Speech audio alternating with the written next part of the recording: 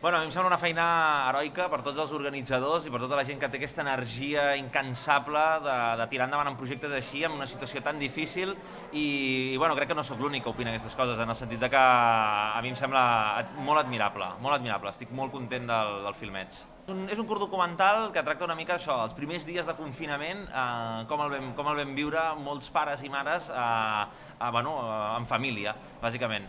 Hi ha molts perfils, no?, en el confinament i el perfil que nosaltres vam agafar precisament és aquest, d'un confinament en família, amb un toc d'humor, amb un toc emocional, amb diversos tocs diferents, no? I llavors a la gent sembla que li agrada això. Bueno, jo crec que com a societat ens falta com més pedagogia de per què la cultura és important en tots els àmbits, no? Al final només ens quedem amb el lema, no?, de que la cultura és segura, que ha d'haver-hi més cultura, que la cultura és el més important, i hem de començar a ensenyar per què és important.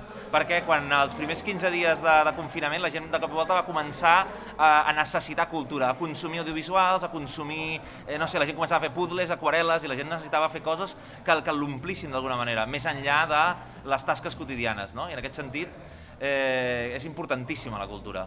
Estic superorgullós, estic supercontent, m'encanta que Filmets m'hagi atorgat aquest premi i no sé, jo sóc una persona molt agraïda i a mi això em supera, molt content.